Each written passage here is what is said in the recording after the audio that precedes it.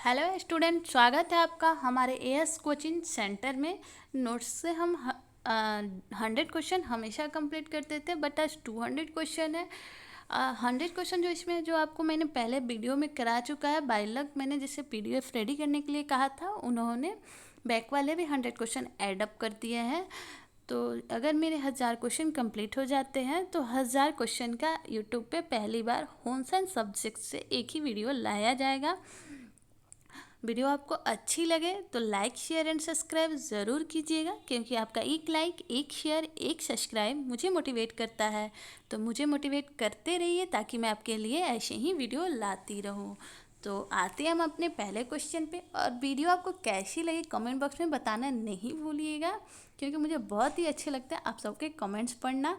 तो वीडियो अच्छी लगे तो कमेंट्स में ज़रूर बताइएगा एंड लाइक भी कीजिएगा। तो हम आते हैं अपने पहले क्वेश्चन पे। रंगों को कितनी श्रेणियों में विभक्त किया गया है? जो भी इससे पहले के क्वेश्चन देखना चाहता है तो या तो डिस्क्रिप्शन में दिए गए टेलीग्राम लिंक को ज्वाइन कर ले, वहाँ मेरे सारे वीडियो पड़े हैं और आगे भी जो बनते हैं वहाँ पे शेयर किए जाते हैं, या फिर चैनल पे जाके देख सकते हैं आप। तो रंगों को कितनी श्रेणियों में विभक्त किया जा सकता है? तो रंगों को 5 श्रेणियों में विभक्त किया जा सकता है। सबसे नाजुक रंग होता है गुलाबी रंग। रंग के हल्केपन और गहरेपन को बताता है, तो हल्के और गहरेपन को वैल्यू बताता है। डैश योजनाएं ऐसे रंगों से बनती हैं जो रंग चक्र में एक दूसरे के निकट रहते हैं। तो अनुरूप योजनाएं ऐसे रंगों से बनती हैं जो रंग चक्र में एक दूसरे के निकट रहते हैं।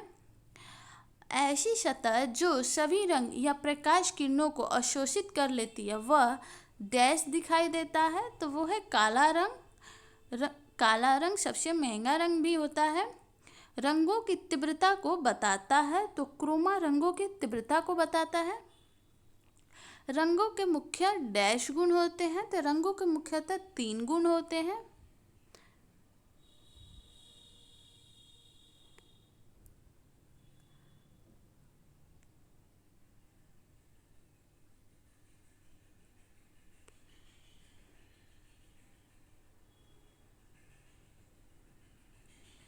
एक क्वेश्चन यहाँ आपका मिस हो गया, कोई नहीं, आप दूसरे वीडियो में देख लीजिएगा, क्योंकि ये पहले बनाया जा चुका है। इस वीडियो में मैंने जिसे रेडी करने के लिए कहा था उन्होंने पिछला भी 100 क्वेश्चन इसमें ऐड कर दिया है। आयरिश लोग इस रंग को भाग्य का प्रतीक मानते हैं। तो हरा रंग को ऐसी सतह जो कि सभी रंगों को समान रूप से परिवर्तित करती है वह सफ़ेद प्रकाश में डैश दिखाई देता है। तो ऐसी सतह जो सभी रंगों को समान रूप में परिवर्तित करती है वह इसका तो आंसर इसमें ऑलरेडी ऐड है, वह सफ़ेद प्रकाश में सफ़ेद ही दिखाई देगी ना। चलिए, किन रंगों के मिश्रण से विविध रंग बनाए जाते हैं? तो लाल, पीला और नीला रंगों के मिश्रण से विविध रंग बनाए जाते हैं। विपरीत रंग योजना के प्रकार नहीं है, तो चतुर्थ पूरक योजना विपरीत रंग योजना के प्रकार नहीं है। विपरीत रंग योजना के प्रकार है। अगर चतुर्थ पूरक रंग योजना विपरीत रंग योजना के प्रकार नहीं है तो इसके प्रकार कौन है? तो वो है पूरक रंग योजना, दोहरी पूरक रंग योजना एवं खंडित पूरक रंग योजना। नेक्स्ट क्वेश्चन देखते हैं।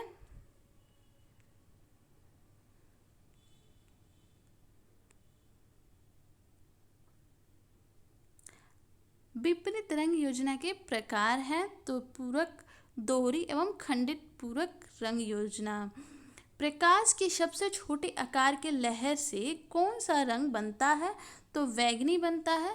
प्रकाश के सबसे छोटे आकार के लहर से कौन सा रंग बनता है? तो बैंगनी रंग बनता है।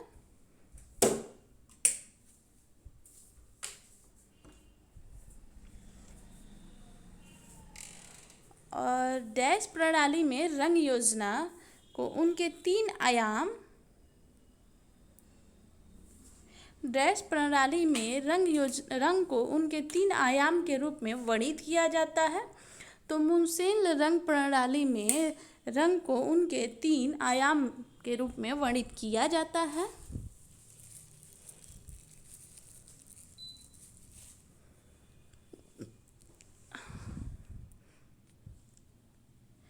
मुनसेल रंग प्रणाली में रंग को उनके 3 आयाम के रूप में वर्णित किया जाता है।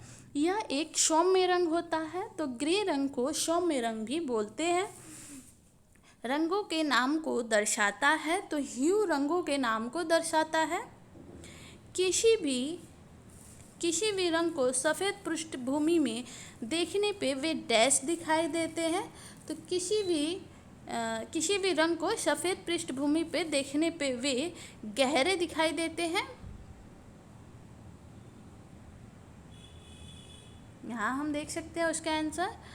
तो रंगों के नाम को ह्यू दर्शाता है और किसी भी रंग को सफ़ेद पृष्ठभूमि में देखने पे वे गहरे दिखाई देते हैं। जो वैल्यू सामान्य से हल्की होती है उसे कहते हैं।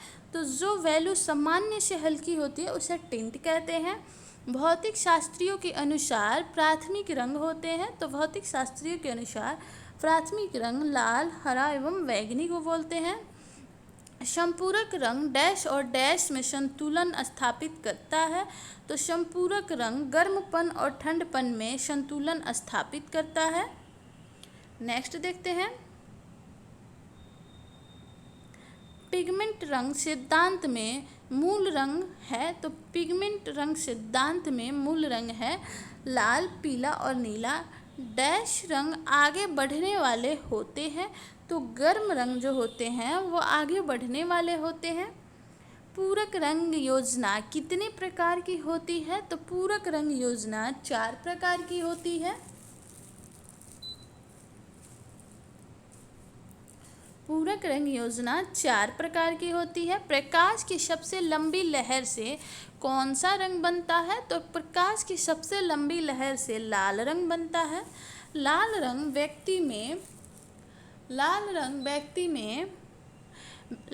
व्यक्ति को डैश से बोलने के लिए उत्साहित करता है। तो फुसफुसाने, चिल्लाने एवं सजनता के लिए उत्साहित करता है। रंगों के प्रयोग में आवश्यक है। तो ये हम नेक्स्ट पेज में देख लेते हैं।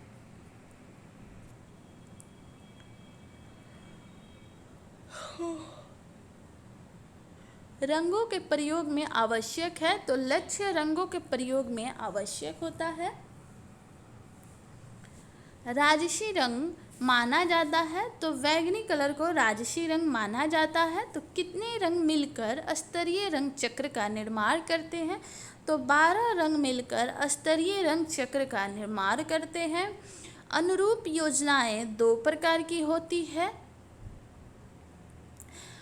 यह रंग वृद्धावस्था का प्रतीक माना जाता है। तो काला रंग वृद्धावस्था का प्रतीक माना जाता है। यूनानियों के लिए यह रंग जीवन का प्रतीक माना जाता है। तो कौन सा रंग यूनानियों के लिए जीवन का प्रतीक माना जाता है? तो काले रंग को ही यूनानी लोग जीवन का प्रतीक मानते हैं, जो कि वृद्धावस्था का प्रतीक माना जाता है। नेक्स्ट देखते हैं,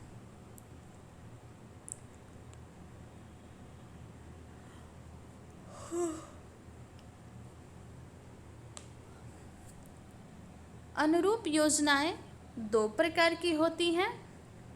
काला रंग वृद्धावस्था का प्रतीक माना जाता है और यूनानियों के लिए काला रंग जीवन का प्रतीक माना जाता है।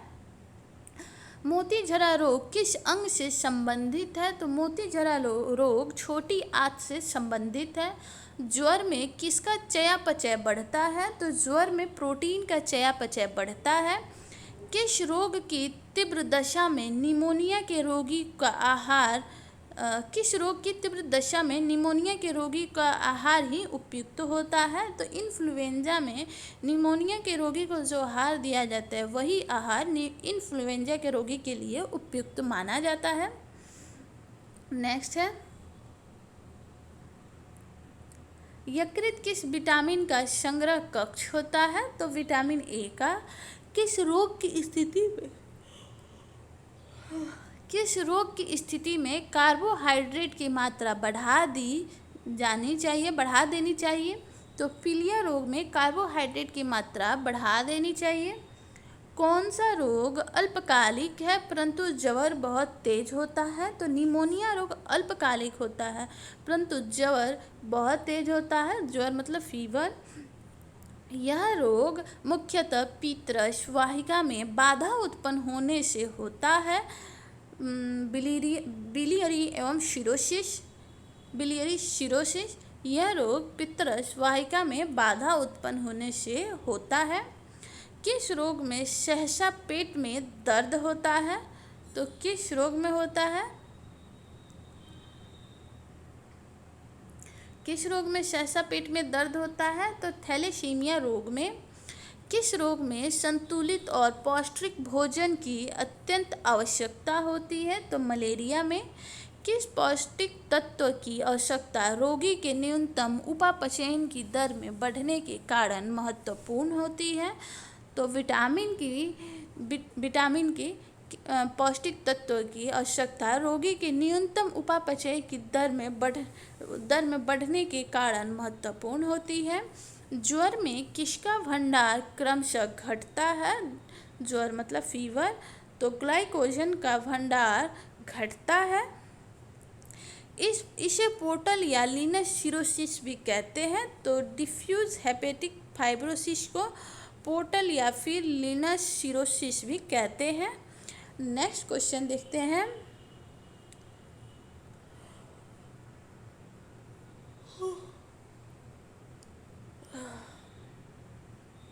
ज्वर में किसका भंडारण क्रमशः घटता है? तो ग्लाइकोजन का। डिफ्यूज हेपेटिक फाइब्रोसिस को पोर्टल या फिर लीनस सिरोसिस भी कहते हैं। क्षय रोग में ज्वर होता है, हल्का ज्वर होता है। क्षय रोग के लिए कौन सा टीका लगाया जाता है? आप कमेंट बॉक्स में ज़रूर बताएंगे। हेपेटाइटिस ई के कारण गर्भवती स्त्रियों में मृत्यु की दर कितने प्रतिशत आंकी जाती है? तो हेपेटाइटिस ई के कारण गर्भवती स्त्रियों में 20% मृत्यु दर आंकी जाती है। इसमें यकृत की अधिकांश कोशिकाएं या तो नष्ट हो जाती हैं अथवा निष्क्रिय हो जाती हैं। तो किस में हो जाती हैं? तो पोस्ट नेक्रोटिक स्केरिंग में। नेक्स्ट क्वेश्चन देख लेते हैं।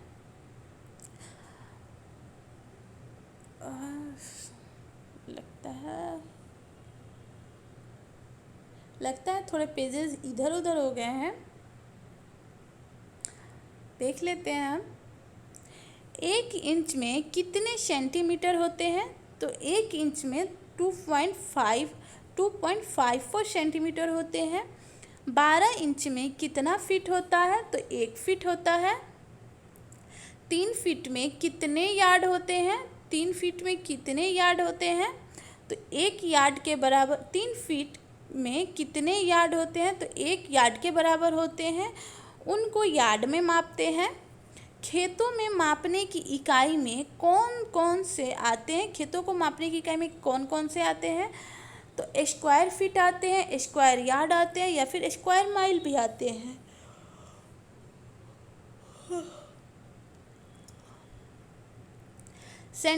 सेंटीलीटर मात्रक है, तो मात्रा क्या होता है? वजन नहीं नापता, मतलब मात्रा क्वांटिटी नापता है। 1 सेंटीलीटर बराबर कितना होता है? तो 1 सेंटीलीटर बराबर 10 मिलीलीटर होता है। भार मापने की इकाई है, तो भार मापने की इकाई है ग्राम, किलो, क्विंटल, टन में हम भार को मापते हैं। नेक्स्ट देखते हैं। पेजेस लगते हैं इधर उधर हो गए हैं पीडीएफ बनाने में। डिब्बाबंद वस्तु अधिनियम कब लागू हुआ? तो डिब्बाबंद वस्तु अधिनियम 1970 में लागू हुआ था। आवश्यक वस्तु नियंत्रण अधिनियम कब लागू हुआ? तो आवश्यक वस्तु नियंत्रण अधिनियम 1955 में लागू हुआ था। उपभोक्ता संरक्षण अधिनियम कब लागू हुआ था? तो 1986 ईस्वी में लागू हुआ था। FPO चिन्ह किस पे लगाया जाता है? तो FPO चिन्ह संरक्षित फल, सूखे फल एवं सब्जी पर, संरक्षित सब्जियों पर और अचार, चटनी, मुरब्बा पर, फलों के रस पर, जैम या जेली पे, इन सभी पे FPO चिन्ह लगाया जाता है।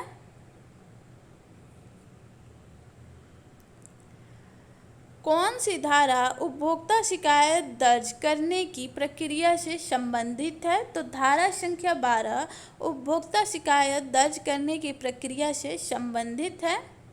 मिलावट निरोधक अधिनियम कब लागू हुई? तो मिलावट निरोधक अधिनियम बना 1954 में था, लेकिन लागू 1955 में हुआ था। तो हम दोनों देख सकते हैं, क्योंकि एग्ज़ाम में अगर इन दोनों में से कोई एक हुआ तो हम उन्हें टिक करेंगे, और अगर दोनों हुआ और तो यहाँ पे हम देखेंगे कि क्या पूछ रहा है, कब लागू हुआ या फिर कब बना। तो इसको ध्यान से देख के हम टिक करेंगे। औषधि एवं मादक पदार्थ अधिनियम कब लागू हुआ? तो औषधि एवं मादक पदार्थ अधिनियम सन 1940 में लागू हुआ था। भार एवं माप स्तरीकरण अधिनियम कब लागू हुआ था? तो भार एवं माप स्तरीकरण अधिनियम सन 1939 में बना, लेकिन 1 जुलाई 1942 में लागू हुआ था। तो यहाँ भी हम देखेंगे कब लागू हुआ या फिर कब बना। और ऑप्शन में कभी कभी ना क्या होता है, फंसाने के लिए, जैसे लागू पूछा और बनाने वाला डेट दे देगा और लागू वाला डेट देगा ही नहीं। तो इन दोनों में से जो होगा हम उसे टिक कर लेंगे। और अगर दोनों होगा तो अभी मैंने बताया ना कब लागू हुई या फिर कब बना, इस पे हम ध्यान देंगे। तो भार एवं माप स्तरीकरण अधिनियम बना 1939 में, लेकिन लागू हुआ 1 जुलाई 1942 में। डिब्बा बंद वस्तु अधिनियम कब लागू हुआ? तो डिब्बा बंद वस्तु अधिनियम 1970 ईस्वी में लागू हुआ था। नेक्स्ट देखते हैं, उपभोक्ता के प्राथमिक अधिकार कौन कौन से हैं? तो उपभोक्ता के प्राथमिक अधिकार हैं सूचना का अधिकार, चयन का अधिकार, सुनवाई का अधिकार, सुरक्षा का अधिकार। उपभोक्ता के प्राथमिक अधिकार 4 होते हैं और चारों मैंने नोट कर दिया है आपके लिए, सूचना, चयन, सुनवाई एवं सुरक्षा का अधिकार। भारत में उपभोक्ता दिवस 24 दिसंबर को मनाया जाता है और विश्व में उपभोक्ता दिवस 15 मार्च को मनाया जाता है।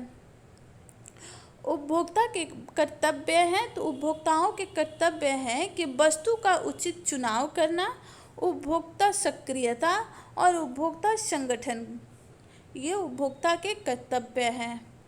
कौन सी धारा उपभोक्ता शिकायत दर्ज करने की प्रक्रिया से संबंधित है? तो धारा संख्या 12 उपभोक्ता शिकायत दर्ज करने की प्रक्रिया से संबंधित है। नेक्स्ट क्वेश्चन देख लेते हैं।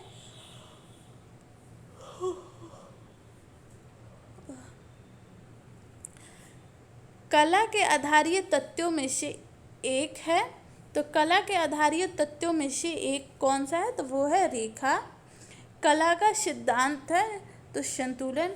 कला के तत्व और सिद्धांत पे मैंने एक बड़े ही फ्रेश वीडियो बना डाला है, तो आप चाहें तो मेरे चैनल पे जाके देख सकते हैं या फिर टेलीग्राम पे जाके ढूंढ सकते हैं, क्योंकि मैंने अपने टेलीग्राम ग्रुप में भी उसे शेयर किया है।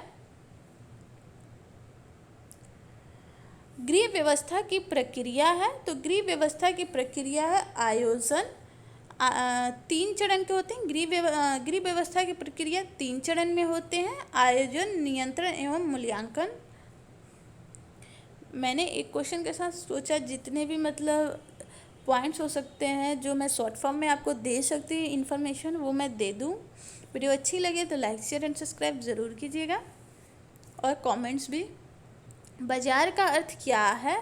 तो बाजार का अर्थ है क्रेता एवं विक्रेता के बीच वस्तु का लेन देन। अर्थशास्त्र में बाजार का अर्थ है, तो अर्थशास्त्र में बाजार का अर्थ है संपूर्ण क्षेत्र को अर्थशास्त्र में बाजार कहते हैं। बाजार क्रम सही में लगाना है, तो बाजार को क्रम में लगाना है कि कैसे होता है। तो बाजार क्रम होता है, सबसे पहले उसमें उत्पादक आते हैं, फिर थोक आते हैं, फिर खुदरा, फिर उपभोक्ता। उपभोक्ता हमेशा लास्ट में होंगे और उत्पादक स्टार्टिंग में होंगे। ये 2 पॉइंट हम ध्यान रखेंगे। और छोटे लोगों से पहले थोक भाव में पहले खरीदा जाता है, फिर उसका वितरण छोटे लोगों में होता है, उनसे उपभोक्ता तक पहुंचती है। ये पॉइंट हम ध्यान में रखेंगे तो ये क्वेश्चन हमसे गलत नहीं होगा।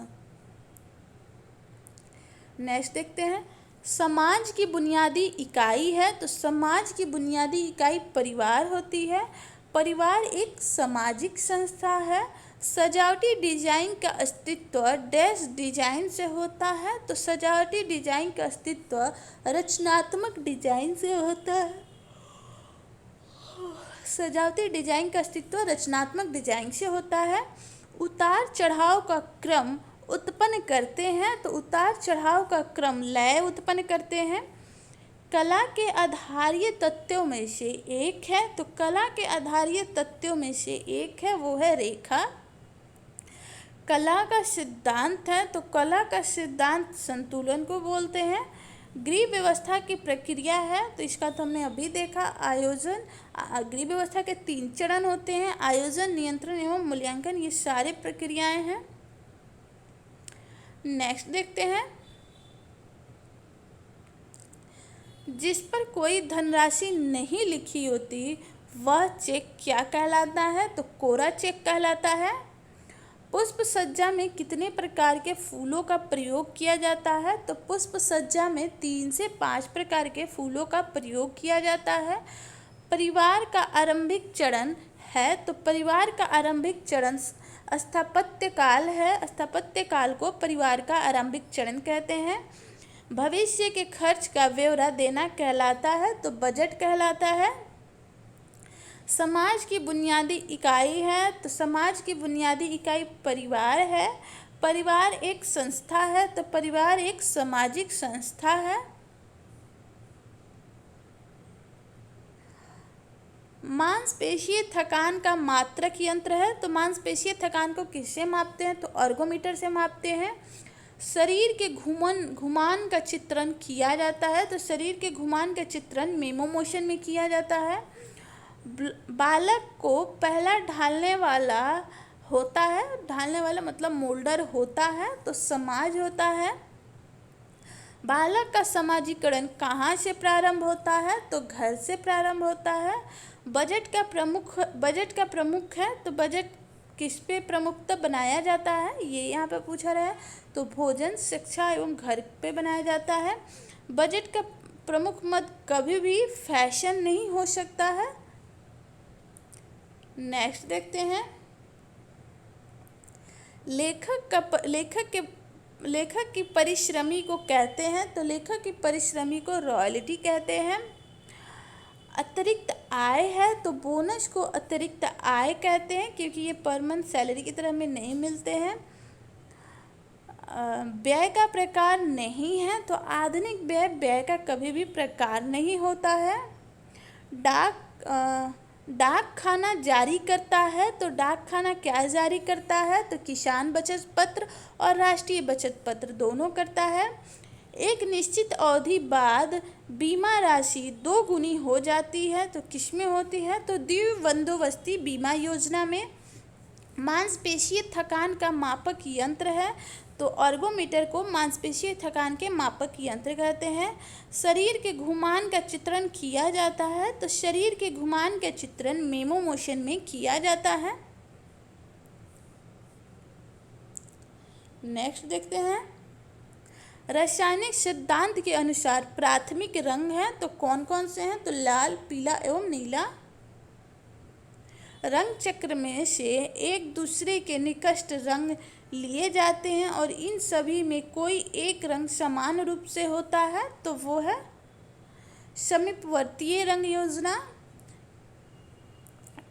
यह रंग दीन भाव, पतझड़ और सूखे का प्रतीक माना जाता है, तो बादामी रंग दीन भाव, पतझड़ और सूखे का प्रतीक माना जाता है और इसे किसानों का भी रंग कहते हैं, बादामी रंग को। रंगों को कितने श्रेणियों में विभक्त किया जा सकता है, तो 5 श्रेणियों में।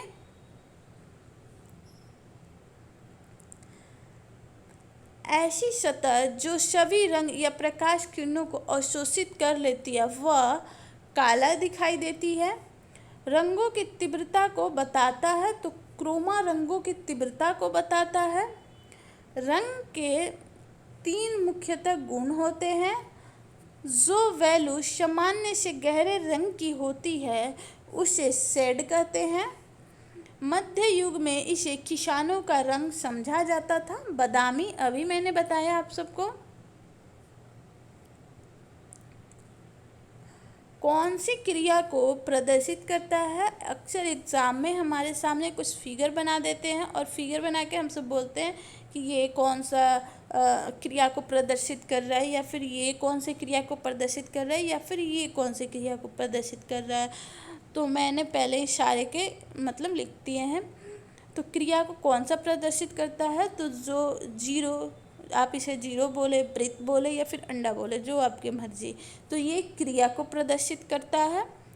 ये टिक आयत हमें निरीक्षण का प्रतीक करता है कि निरीक्षण हो रही है। त्रिभुज हमें अवरोध का प्रतीक होता है। और जो ऐसे गोला बना के इसको भर दिया जाता है ना, तो इसको बोला जाता है कि दो कार्य एक साथ हो रहे हैं।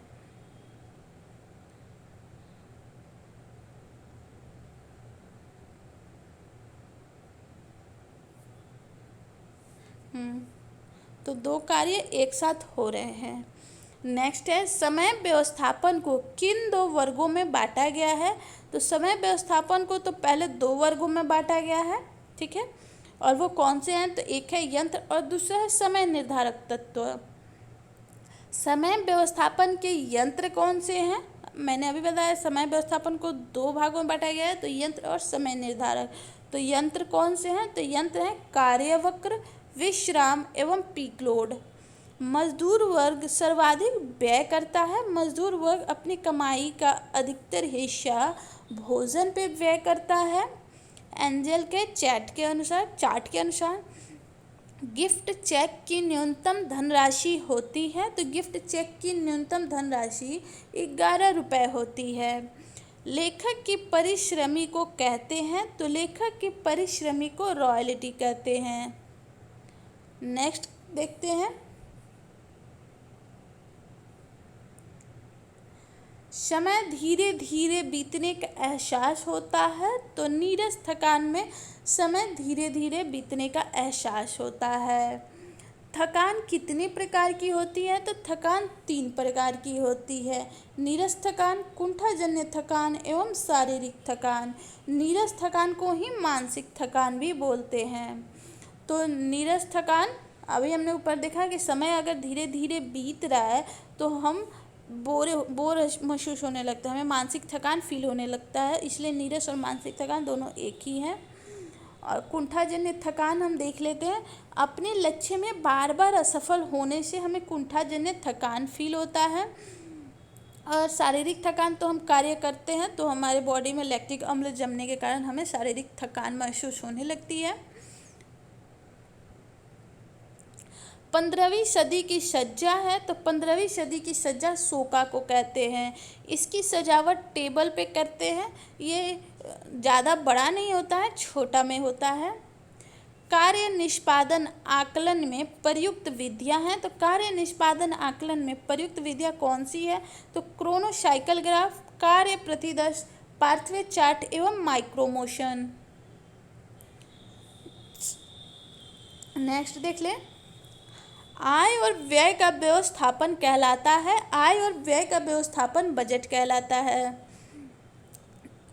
निम्न में से कौन प्रबंध के कार्य से संबंधित है, तो प्रबंध के कार्य से कौन संबंधित है, तो हेनरी फेयोल प्रबंध के कार्य से संबंधित हैं। समय धीरे धीरे बीतने का एहसास नीरस थकान में होता है। अभी हमने देखा नीरस थकान में समय धीरे धीरे बीतने से हमें मानसिक थकान फील होने लगती है, इसे नीरस थकान कहते हैं। और थकान 3 प्रकार की होती है, नीरस थकान, कुंठाजनित थकान एवं शारीरिक थकान। और नीरस थकान को ही मानसिक थकान कहते हैं। कुंठाजन्य थकान, अपने लक्ष्य में बार बार असफल होने से हमें कुंठाजन्य थकान फील होने लगती है। नेक्स्ट है, बैंक खाता जिसमें जमा की गई राशि पर ब्याज नहीं मिलता वो चालू खाता बोले या फिर करेंट अकाउंट, दोनों सेम ही हैं। तो चालू खाते में जमा की गई राशि पे हमें ब्याज नहीं मिलता। बजट का प्रकार नहीं है, तो असंतुलित बजट का प्रकार नहीं है। समस्या समाधान सोपान में शामिल पदों को क्रम में व्यवस्थित करना है। तो मैंने पहले ही इन्हें क्रम में व्यवस्थित किया है। सबसे पहले समस्या की पहचान करेंगे, फिर उपयुक्त सूचना को प्राप्त करेंगे, फिर क्रिया के उचित क्रम को व्यवस्थित करेंगे, फिर उत्तम क्रम का चुनाव करेंगे। नेक्स्ट है आय और व्यय का व्यवस्थापन कहलाता है। तो आय और व्यय का व्यवस्थापन कई बार ना एग्ज़ाम में क्या करते हैं, सभी की बचत लगा के आ जाते हैं और एग्जामिनर हमेशा बचत ऑप्शन में ज़रूर डालेगा, लेकिन बचत नहीं होगा। आय और व्यय का व्यवस्थापन बजट कहलाता है, क्योंकि इनमें दोनों की गणनाएं होती हैं। बचत तो वही होता है ना कि खर्च के बाद जो हमारे पास बच जाते हैं उसे हम बचत कहते हैं। नेक्स्ट है फूलों को ताज़े बनाए रखने के लिए कौन सा पदार्थ उपयुक्त है। तो फूलों को ताज़े बनाए रखने के लिए नमक, बोरिक एसिड एवं अल्कोहल ये सभी अगर हम डाल देते हैं फूलों में, उनके पानियों में, तो फूल ताज़े बने रहते हैं। सिट्टू सज्जा किसे कहते हैं। तो स्थान में सिट्टू सज्जा क्या है। तो सिट्टू सज्जा जो होता है हम उसके स्थान में परिवर्तन नहीं करते। जैसे कि अगर हमें सिट्टू सज्जा करना है तो जो भी उसके सजावट के लिए हमें सामान चाहिए तो हम उसे पहले ही खरीद के ला लेंगे। अगर उसे हमें घर पे करना है या फिर बाहर करना है, जहाँ करना है वहीं पे हम उस सजावट को करेंगे। किस अवस्था में स्थान धन की मांग ज़्यादा होती है। तो विस्तार की अवस्था में स्थान और विस्तार की अवस्था में धन एवं समय की मांग ज़्यादा होती है। घर बनाने के लिए उपयुक्त मिट्टी है। तो रेतीली मिट्टी घर बनाने के लिए उपयुक्त होती है, क्योंकि इसमें अशोषक क्षमताएं होती हैं। मैदानी क्षेत्र में आमुख होना चाहिए। अगर आप मैदानी क्षेत्र में कोई घर बनाते हैं या फिर कुछ भी बनवा रहे हैं तो मुख्य द्वार किधर होना चाहिए, यही पूछ रहा है। तो उत्तर की दिशा में होना चाहिए। ऐसा व्यय जिसमें कोई परिवर्तन नहीं किया जा सकता उसे बोलते हैं निश्चित व्यय। नेक्स्ट देखते हैं पुष्प सज्जा पूरे विश्व में प्रसारित कहाँ से हुई थी। तो वो हुई थी जापान में, और पुष्प सज्जा की शुरुआत चीन से हुई थी। पूरे विदेशी पुष्प सज्जा है तो रीका, सोका, मोरीबाना एवं नाजीरे विदेशी पुष्प सज्जा है। इकेबाना का अर्थ होता है, तो इकेबाना का अर्थ होता है जीवित फूल। टोकोबाना का अर्थ होता है मंदिर। सिन प्रदर्शित करता है स्वर्ग को। फूलों को ताज़े बनाए रखने के लिए कौन सा पदार्थ उपयुक्त है। तो फूलों को ताज़े बनाए रखने के लिए अभी हमने पढ़ा नमक, बोरिक एसिड एवं अल्कोहल उपयुक्त है। नेक्स्ट क्वेश्चन देखते हैं समतल या फिर क्षैतिज रेखा प्रदर्शित करती है। तो ये किसे प्रदर्शित करती है। तो चौड़ाई को। समतल रेखा कैसी होती है। तो ऐसी होती है, ठीक है। आँखों को गति प्रदान करती है। तो लय आँखों को गति प्रदान करती है, ऐसे ऐसे ऐसे ऐसे ऐसे ऐसे। और पिरामिड कौन से डिजाइन को दर्शाता है। तो पिरामिड रचनात्मक डिजाइन को दर्शाता है। डिजाइन कितने प्रकार की होती है। तो डिजाइन कितने प्रकार की होती है। तो सजावटी व रचनात्मक 2 प्रकार की होती है। पुष्प सज्जा की शुरुआत कहाँ से हुई थी। तो चीन से हुई थी और पूरे विश्व में प्रसारित जापान से हुई थी। और विदेशी पुष्प सज्जा रीका, शोका, मोरीबाना एवं नाजीरे को कहते हैं। नेक्स्ट है हड्डियों की चोट तथा मोच में प्रयोग किया जाता है। तो हड्डियों की चोट तथा मोच में गीली पट्टियों का प्रयोग किया जाता है। प्राथमिक चिकित्सक में मिली गीली पट्टी कितने प्रकार की होती है। तो प्राथमिक चिकित्सक में मिली गीली पट्टी 2 प्रकार की होती है। प्राथमिक चिकित्सा हेतु सूखी पट्टी कितने प्रकार की होती है। तो 3 प्रकार की होती है। उपयोगिता के आधार पर पट्टियों को कितने भागों में विभाजित किया जाता है। तो 2 भागों में विभाजित किया जाता है, एक गीली पट्टी और दूसरी सूखी पट्टी। रेखाओं को मिलाकर बनाया गया डिज़ाइन क्या कहलाता है। तो ज्यामितीय डिज़ाइन कहलाता है। ऐसे एग्जाम्पल में दिया हुआ है, इसमें गोलाई नहीं होती, ये हमेशा रेखा में ही ऐसे बनाया रहेगा। जाहिर नहीं है ये रेखा इसे भी ऐसे भी डिज़ाइन बन सकता है।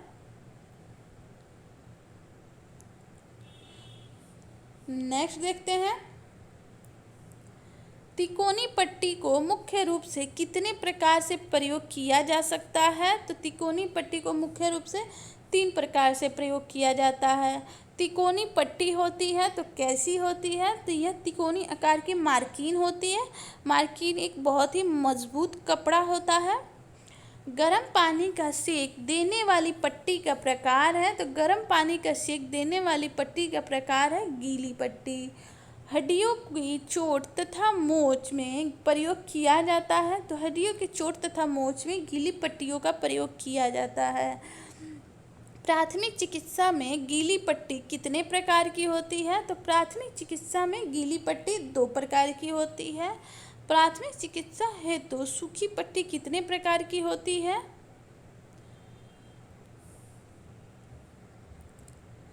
उस क्वेश्चन का आंसर अदर पेजेस में हमें मिल जाएंगे। जबड़े की चोट पर कौन सी पट्टी प्रयोग में ली जाती है? तो तिकोनी या फिर लंबी पट्टी। पट्टियों को बांधने में कौन सी गांठ प्रयोग में ली जाती है? तो पट्टियों को बांधने में कौन सी गांठ प्रयोग में ली जाती है? तो वो होती है ग्रेनी गांठ या फिर रीफ गांठ। किसी समतल मेज पर तिकोनी पट्टी को रखकर पट्टी के शीर्ष को मोड़ना है तो उसे कहलाता है, वो होती है चौड़ी पट्टी। तिकोनी पट्टी को मुख्य रूप से कितने प्रकार से प्रयोग में किया जा सकता है? तो तिकोनी पट्टी को मुख्य रूप से 3 प्रकार से प्रयोग किया जा सकता है। जो कच्चे अंडे का सेवन करते हैं उनके शरीर में कमी हो जाती है, तो बायोटीन की कमी हो जाती है। बायोटीन विटामिन B7 का रासायनिक नाम है। नेक्स्ट है, कोबाल्ट के अत्यधिक सेवन से शरीर में एक विशेष प्रकार की स्थिति उत्पन्न हो जाती है जिसे पॉलीसाइमीमिया कहते हैं। कोबाल्ट कौन से विटामिन में उपस्थित होता है? तो कोबाल्ट विटामिन B12 में उपस्थित होता है। इसे साइनोकोबाल्मिन कहते हैं। विटामिन B12 का रासायनिक नाम है। विटामिनों पर आधारित इससे बने जितने भी ऑब्जेक्टिव क्वेश्चन हो सकते थे या फिर इसके रासायनिक नाम से भी 1 या 2 वीडियो बनाए जा चुके हैं, और इस विटामिन से रिलेटेड ऑब्जेक्टिव फॉर्म में भी 2 वीडियो बनाए जा चुके हैं। आप जाके ज़रूर देखिएगा, आपके लिए बहुत ही हेल्पफुल होगा। उंगली और कलाई पर प्रयोग की जाती है, तो उंगली और कलाई पर साधारण चक्राकार पट्टी का प्रयोग किया जाता है। साधारणतः लंबी पट्टियों की लंबाई होती है 1.5 मीटर से 10 मीटर तक। कोहनी की पट्टी बांधते समय हाथ को कितने डिग्री कोण पर मोड़ा जाता है? तो 90 डिग्री पे। कोहनी की चोट पर कितनी पट्टियों का प्रयोग किया जाता है? तो कोहनी की चोट पर 2 पट्टियों का प्रयोग किया जाता है।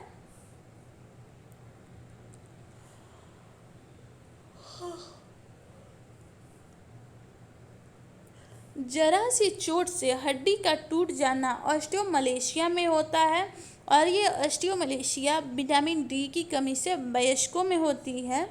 आप कमेंट बॉक्स में बता सकते हैं कि विटामिन D की कमी से बच्चे या फिर वृद्धों में कौन सी बीमारी होती है। ऑस्टियोमलेशिया मुख्य रूप से वयस्क अवस्था में होती है, अभी मैंने बताया। थायरॉक्सिन हार्मोन आयोडीन युक्त प्रोटीन होता है। मुख्यतः किसकी कमी से क्रिटिनिज्म होता है? तो आयोडीन की कमी से क्रिटिनिज्म होता है, और ये बच्चों में होता है। जो कच्चे अंडे का सेवन करते हैं उनके शरीर में बायोटीन की कमी होती है। बायोटीन विटामिन B7 का रासायनिक नाम है।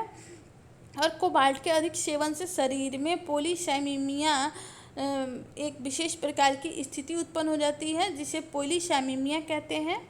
और उंगली और कलाई पर प्रयोग की जाती है साधारण चक्राकार पट्टी।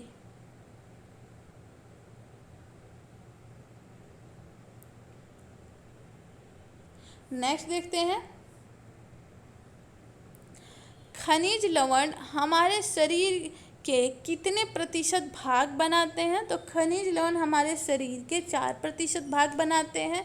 इसमें भी अगर सबसे बड़ा हमारे शरीर में खनिज लवण के बारे में पूछे तो वो होता है कैल्शियम। बाकी के उसके बाद 2 आते हैं, जिसमें एक होता है बाकी के 2 जो % हिस्से बाकी के खनिज लवण उसमें होते हैं। प्रत्येक ग्राम हीमोग्लोबिन में कितने mg आयरन होता है? तो कितने mg आयरन होता है? तो होता है 3 से 4 mg। वयस्क मानव शरीर में लगभग 250 ग्राम पोटेशियम होता है।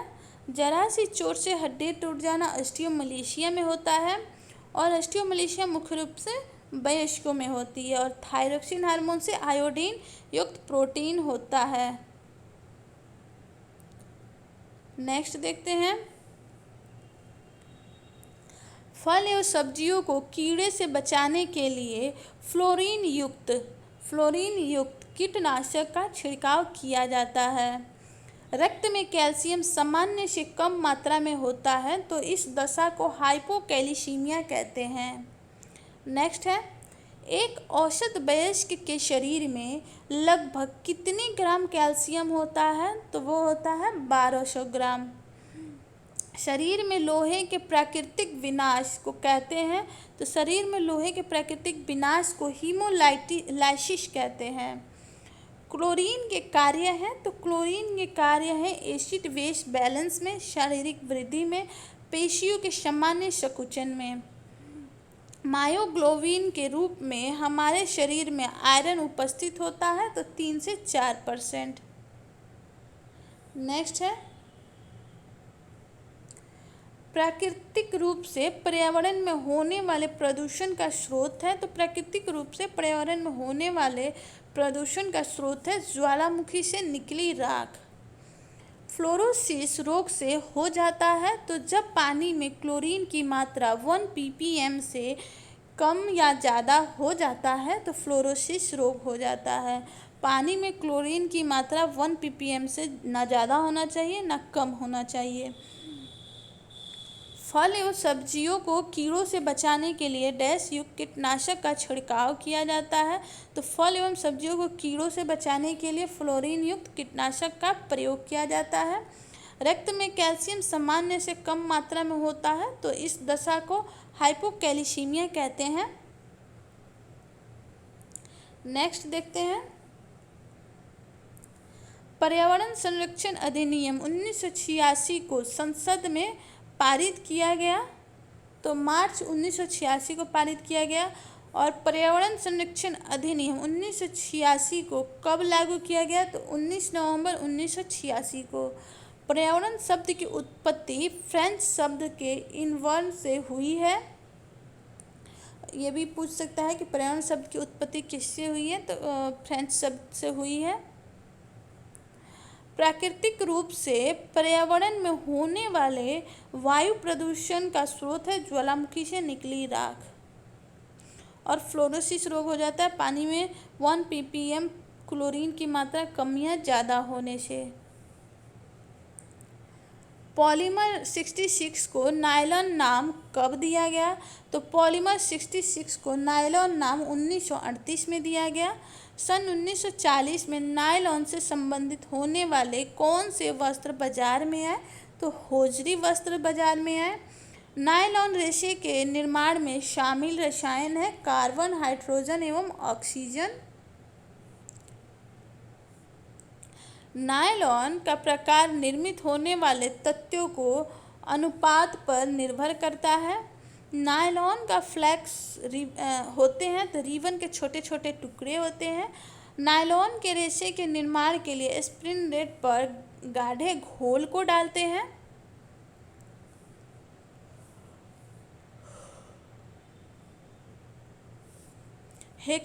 हेक्सामिथिलीन डाई अमीन तथा एपिडिक अम्ल को मिलाकर जो पॉलीमर बना सर्वप्रथम कब बना? तो 1935 में बना। और जो पॉलीमर बना उसे नायलॉन 66 कहते थे।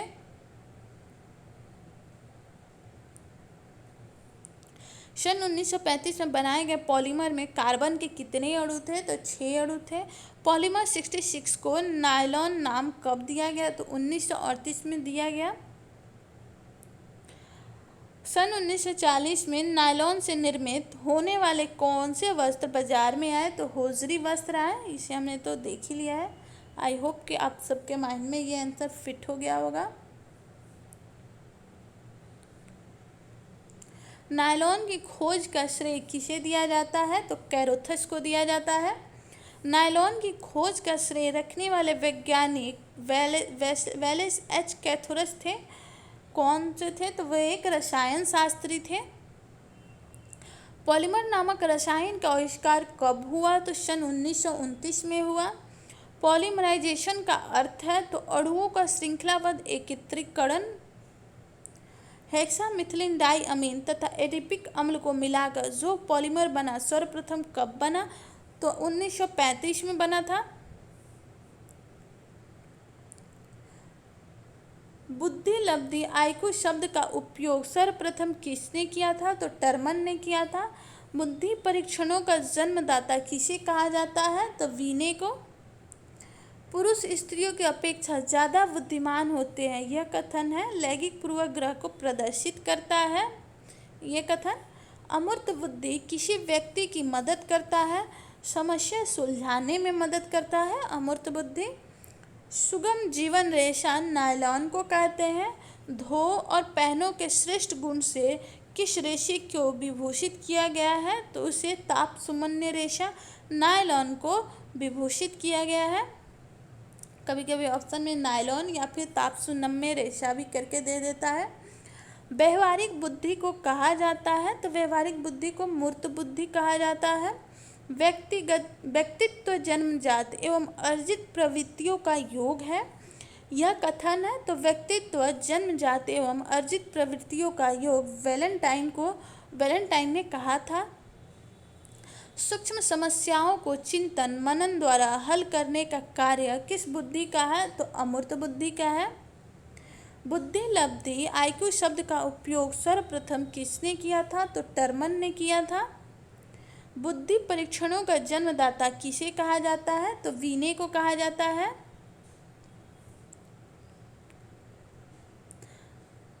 थर्स्टन का बुद्धि सिद्धांत जाना जाता है, तो समूह कारक सिद्धांत के नाम से जाना जाता है। एक 16 वर्ष का किशोर की मानसिक आयु 15 वर्ष है, तो वह किस श्रेणी में आएगा? तो वह औसत श्रेणी में आएगा।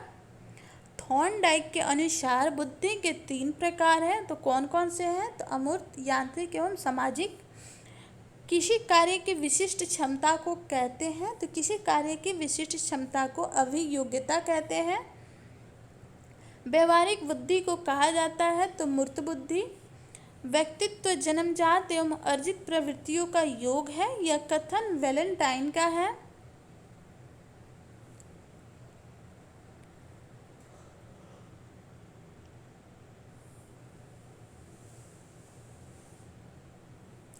सन 1930 में हैनर व वैडर ने किस संबंध में अध्ययन किया था? तो बर्तन धोने के विधि के संबंध में।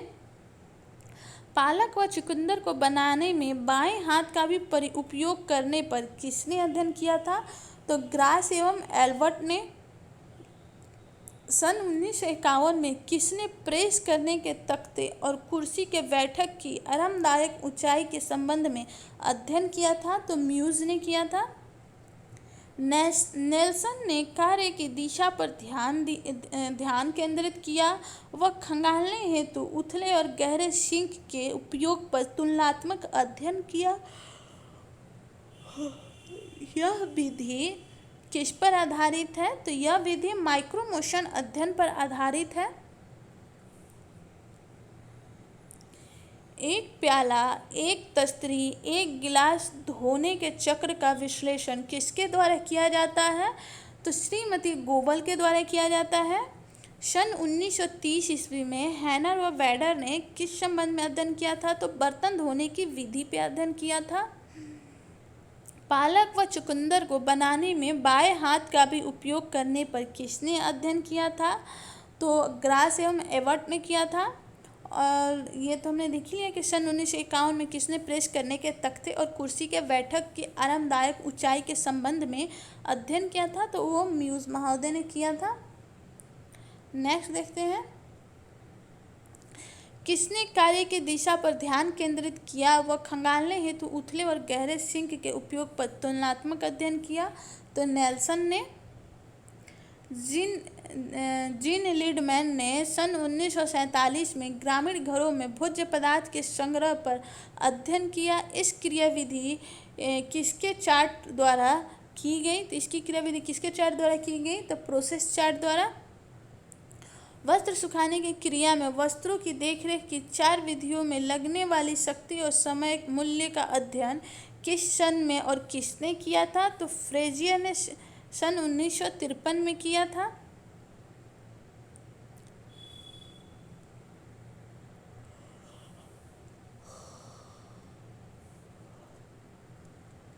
किस रोग में रोगी को 1 लीटर तक दूध दिया जा सकता है? तो निमोनिया में। किस रोग में प्रारंभ में केवल दूध और फलों के रस ही दिया जा सकता है? तो वो है खसरा। किस पौष्टिक तत्व के खाने से ग्लाइकोजन के भंडार की पूर्ति हो जाती है? तो कार्बोहाइड्रेट। कौन से गृह शास्त्री ने धुलाई उपकरणों की 3 व्यवस्था का तुलनात्मक अध्ययन किया है? तो आर्स एवं एलिजाबेथ ने।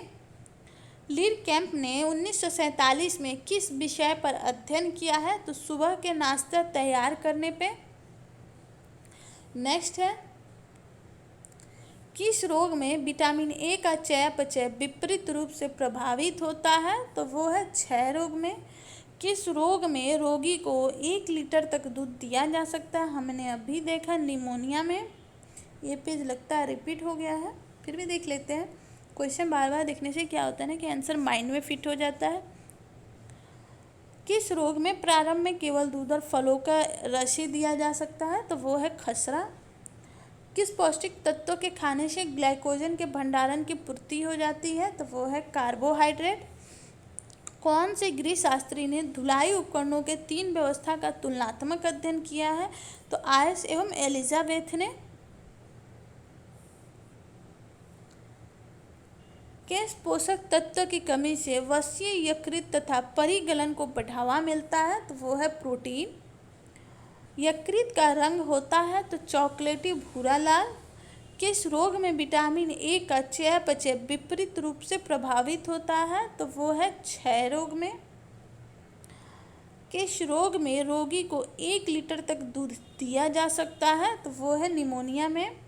और किस रोग में प्रारंभ में केवल दूध और फलों के रस ही दिए जा सकते हैं? तो वो है खसरा।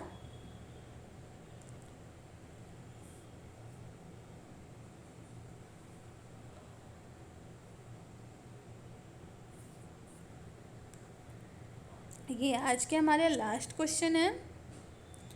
यहाँ तक तो बहुत कम ने देखा होगा, और जो भी यहाँ तक देखा है लास्ट पेज तक, वो कमेंट बॉक्स में कमेंट करके ज़रूर बताएं, क्योंकि मुझे अच्छा लगेगा।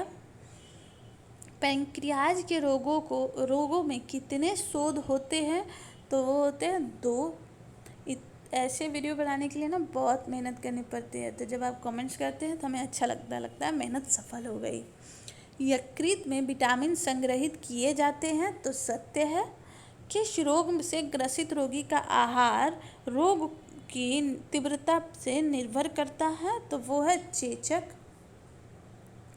क्षय रोग से सबसे अधिक कौन सा अंग प्रभावित होता है? तो वो है फेफड़ा। किस पोषक तत्व की कमी से वसीय यकृत तथा परिगलन को बढ़ावा मिलता है? तो वो है प्रोटीन। और यकृत का रंग होता है चॉकलेटी या फिर भूरा लाल। वीडियो आपको कैसी लगी? अच्छी लगी तो लाइक शेयर एंड सब्सक्राइब ज़रूर कीजिएगा। आपका एक लाइक, एक शेयर, एक सब्सक्राइब मुझे मोटिवेट करता है, तो मुझे मोटिवेट करते रहिए ताकि मैं आपके लिए ऐसे ही वीडियो लाती रहूँ। Thanks for watching.